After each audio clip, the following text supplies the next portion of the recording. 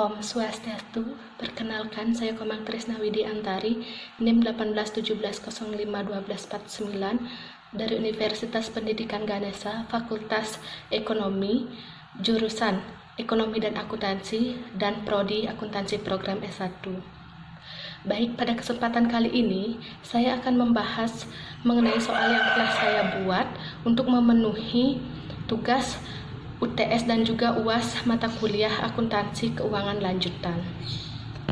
Baik, langsung saja ke soalnya. Soalnya yaitu, asumsikan bahwa Marmer Company memperoleh 14.000 lembar dari 70.000 lembar saham yang beredar dari TAM Corporation seharga 4.000 per lembar pada tanggal 1 Juli. Laba bersih dari TAM Corporation untuk tahun tersebut adalah 260.000 dan dividen sebesar 160.000 telah dibayar pada tanggal 1 November. Jika laba bersih TAM untuk tahun berjalan adalah 200.000 dan jika setelah dividen likuiditas saham memiliki nilai wajar sebesar 52 juta dan kemudian saham diklasifikasikan sebagai saham yang tersedia untuk dijual. Buatlah yang pertama yaitu catatan akuntansi investasi saham yang dilakukan oleh Marmer pada TAM Corporation dengan kedua metode. Kemudian yang kedua yaitu hitunglah nilai investasi menurut kedua metode. Baik, langsung saja ke pembahasannya. Pada tanggal 1 Juli, metode biaya atau nilai wajarnya yaitu investasi dalam TAM sebesar di debit sebesar 56 juta dan kas di kredit sebesar 56 juta. Nah, 56 juta ini didapatkan dari 14.000 lembar dikali 4.000. Kemudian metode ekuitasnya yaitu item.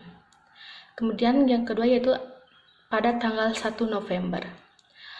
Metode biaya atau nilai wajarnya yaitu kas di debit sebesar 32.000 dan pendapatan dividen di kredit sebesar 32.000.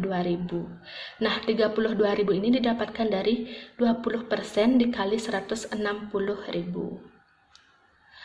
Dan metode ekuitasnya yaitu kas sebesar 32.000 dan investasi dalam TAM sebesar 32.000. Kemudian langsung ke tanggal 31 Desember yaitu metode biayanya atau nilai wajarnya yaitu pendapatan dividen di debit sebesar 12.000 dan investasi dalam TAM di kredit sebesar 12.000. Nah, 12.000 ini didapatkan dari 32.000 dikurang 200.000 dikali 20% dikali 1/2. Kemudian metode ekuitasnya tidak ada, dan yang terakhir yaitu pada tanggal 31 Desember juga. Nah, untuk metode biaya atau nilai wajarnya tidak ada. Kemudian untuk metode ekuitasnya yaitu investasi dalam TAM sebesar 26.000 dan laba dari TAM sebesar 26.000.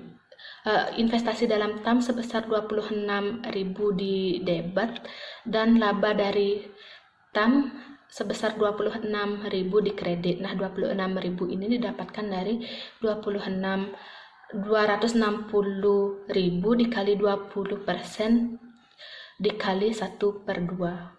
Baik, langsung saja ke soal yang berikutnya yaitu mengenai nilai investasi menurut kedua metode. Nah, metode yang pertama yaitu metode biaya. Hitunglah dahulu dividen likuiditasnya yaitu 200.000 dikali 20% dikali 1/2 sama dengan 20.000 proporsi laba tahun berjalan. Kemudian dividen diterima saat perolehan sama dengan 32.000. Selanjutnya dividen likuiditas sama dengan 32.000 dikurang 20.000 sama dengan 12.000. Dan nilai investasinya yaitu 56 juta dikurang 12.000 sama dengan 55.988.000. Baik, untuk selanjutnya yaitu metode ekuitas. Pada tanggal 1 Juli yaitu investasi awalnya sama dengan 56 juta, kemudian 1 November dividen yang diterimanya sama dengan 32.000, kemudian pada tanggal 31 Desember mengakui 20% laba sama dengan 26 dan pada tanggal 31 Desember saldo akhirnya yaitu sebesar 55.994.000. Nah, 55.994.000 ini didapatkan dari 56 juta dikurangi 32.000 ditambah 26.000. Baik, pada kesempatan kali ini saya akan lanjut ke soal UAS. Nah, soal UAS ini saya ambil dari bab 5. Soalnya yaitu PT Wina membentuk sebuah perusahaan anak yaitu PT JOS pada tahun 2017 untuk menjual lini barang dagang milik PT Wina secara eceran. Semua pembelian PT JOS berasal dari PT Wina dengan harga 25% di atas harga perolehan PT Wina. Selama tahun 2017, PT Wina menjual barang dagangannya senilai 35.000 kepada PT JOS dengan harga Rp43.750.000. Kemudian PT JOS menjual barang tersebut kepada pelanggannya dengan harga Rp50.000. Baik PT Wina maupun PT JOS mencatat transaksi secara terpisah. Kemudian buatlah jurnal masing-masing perusahaan dan kertas kerja eliminasinya. Baik, langsung saja ke penjelasan jurnal pembukuan PT Wina. Yang pertama yaitu persediaan di debit sebesar 35.000 dan utang usaha di kredit sebesar 35.000. Keterangannya yaitu mencatat pembelian kredit dari entitas lain. Kemudian yang kedua yaitu piutang usaha di debit sebesar 43.750 dan penjualan di kredit sebesar 43.750. Keterangannya yaitu mencatat penjualan antar perusahaan kepada PT JOS. Kemudian yang terakhir yaitu HPP atau harga pokok penjualan di debit sebesar 35.000 dan persediaan di kredit sebesar 35.000. Keterangannya yaitu mencatat HPP kepada PT JOS. Baik, untuk jurnal pembukuan dari PT JOS yaitu yang pertama persediaan di debit sebesar 43.750 dan utang usaha di kredit sebesar 43.750. Nah, keterangannya yaitu untuk mencatat pembelian dari PT Wina. Kemudian yang kedua yaitu ada piutang usaha di debit sebesar 50.000 dan penjualan di kredit sebesar 50.000. Keterangannya yaitu mencatat penjualan kepada pelanggan di luar entitas konsolidasi.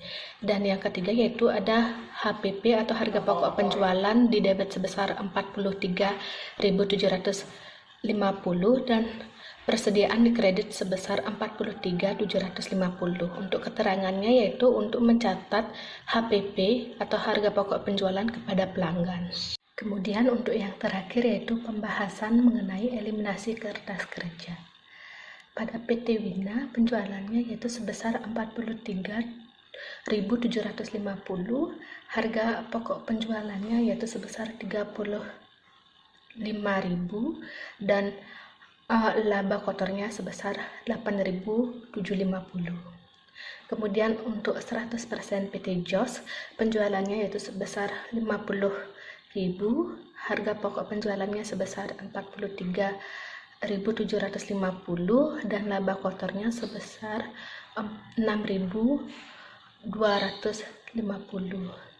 Kemudian untuk penyesuaian dan eliminasi penjualannya yaitu sebesar 43.750 dan HPP-nya sebesar 43.750. Dan konsolidasinya yaitu penjualannya sebesar 50.000, harga pokok penjualannya sebesar 35.000 dan laba kotornya sebesar 15.000. Baik, sekian pemaparan soal dan pembahasan soal dari saya. Apabila terdapat salah kata maupun salah ucap, saya mohon maaf yang sebesar-besarnya. Akhir kata saya tutup dengan Parama Santi. Om Santi Santi Santi Om. Terima kasih.